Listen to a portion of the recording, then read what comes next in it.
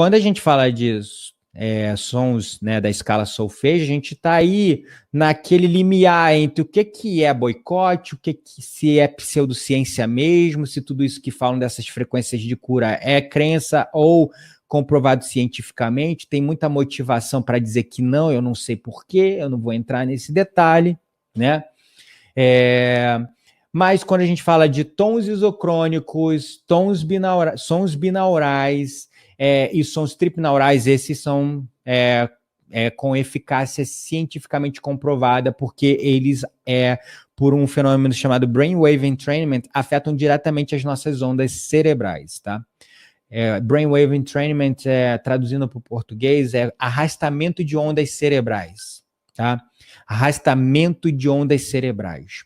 Então, ele, por arrastamento de ondas cerebrais, aquelas frequências que chegam no nosso ouvido fazem com que a nossa onda saia de delta para alfa, de alfa para teta, de teta para delta. Pode jogar também a gente em uptrance, como a gente usa no psytrance, né? Para criar estados eufóricos. Só que aí tem uma tecnologia que, se você usa sons tripnaurais, você consegue impulsionar gama. Mas se você usar aqueles sons dark psy, alien psy, com aqueles sons muito eletrônicos, sem instrumentos orgânicos, isso sem sons harmônicos, você pode jogar a pessoa em beta alta, gerando uma excitação,